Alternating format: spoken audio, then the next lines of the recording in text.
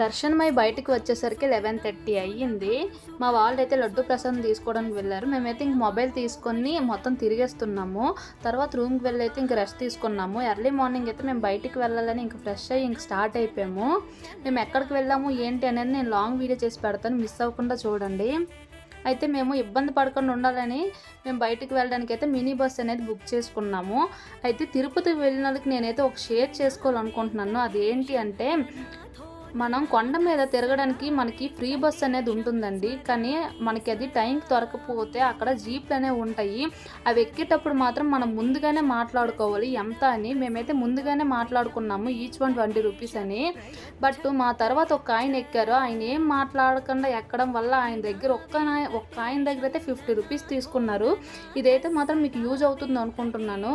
మీరు కూడా అలా ఏమైనా ఎక్కాల్సి వస్తే మాత్రం ముందుగానే మాట్లాడి ఎక్కండి. Thank you for watching.